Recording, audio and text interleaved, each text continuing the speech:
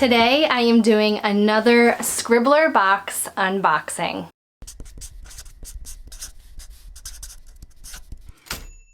Hey there! If you're new here, my name is Caitlin Duncan and I am a traditionally published author and soon to be hybrid author. I post videos on Mondays talking about the writing process and all the bookish things, so be sure to hit that like button if you're ready to get started with this unboxing. And today I'm unboxing another Scribbler box. If you haven't heard of this company, it is a subscription box created by writers Victoria Scott and Lindsay Cummings, and it's for writers.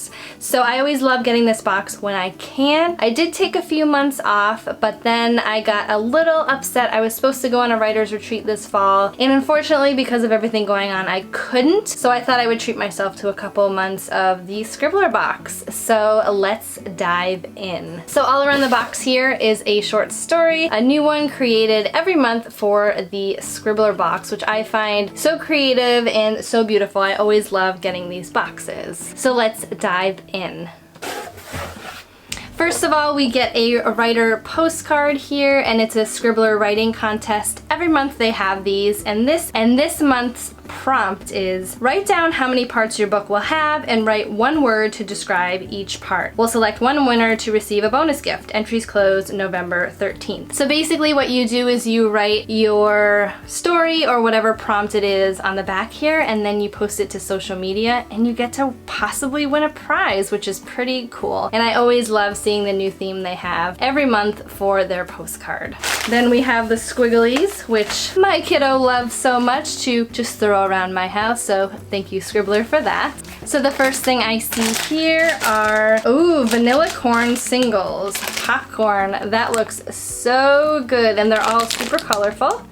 It is a whole grain snack and gluten-free. I cannot wait to share these with my family. They look so festive and fun. Next up is this block. I really like this. This is a little decorative block here, and it says you can, which I think is great for inspiration for a writer, especially jumping into NaNoWriMo month. So this is, it says this art is for you. It's a celebration of all that's good in your world and a reminder of what's possible. Display it wherever it feels right to you. After all, you deserve a little inspiration here and there. This design showcases the natural grain of the wood, just like a fingerprint. Each here and there piece is unique. How cool is that? So that's the company, Here and There Art. So it's hereandthereart.com in case you're interested in checking them out. And I love how they have a little hole right here so that you can hang it up wherever you want to feel inspired. And next up is a notepad with daily writing goals. It has today's goals, action items, what my reward will be, and your schedule, which I think is pretty awesome. If you're someone who uses a paper planner or you want to stick these somewhere where you'll see it, I always love to plan my day the day prior so that I know what to expect the next day, and this will definitely become a part of my process. Next up we have some stickers. They are so cool looking. They feel like vinyl stickers, and we have right here on this book stack, it says, sorry, my weekend is all booked, darling. I love that. A Scribbler kind of weekend, and this says fuel. Of course, a lot of writers drink coffee or tea to stay caffeinated for their writing sessions. We have a cute little typewriter here, an inkwell, and some glasses. How cute is this?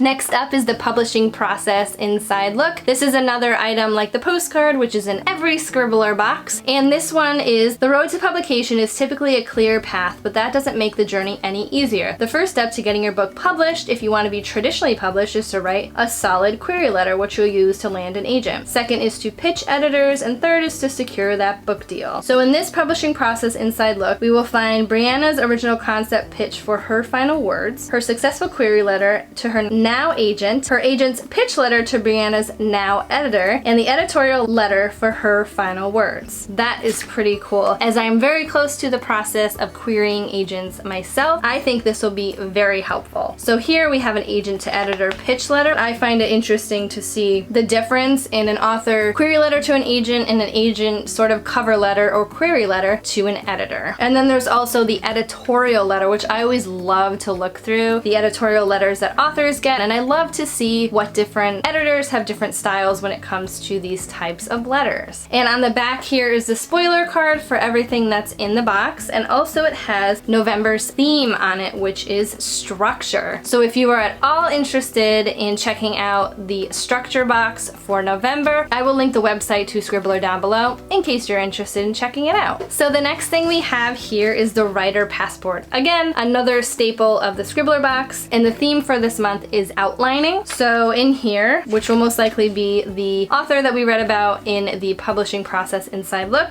we get a little bit from Scribbler here, and then we get the author's view on outlining, which I always love to read these. Again, I love looking at writers' different processes, so this is another thing that I always read. And next up is an exclusive chat with a literary agent. So these come in every Scribbler box, and they only are available to subscribers of that current box. So it is an exclusive chat that you get to have with whatever publishing professional that they have on, and you can ask questions in the live Q&A, or you can watch the replay after. I know sometimes I have to skip it due to my busy schedule, but I'm always excited to see what other publishing professionals have to say. Now, Abby Saul founded the Lark Group after a decade in publishing at the John Wiley & Sons Sourcebooks and Brown & Miller Literary Associates. She's worked with and edited best-selling and award-winning authors. She's looking for a great and engrossing adult commercial, including mysteries, thrillers, women's, and historical and literary fiction. So I love that, and I can't wait to make this chat. And next up, we have a signed bookplate. Oh, I think I got two in mine, which is interesting. And I have Her Final Words, which was what the book they were talking about in the publishing process inside look.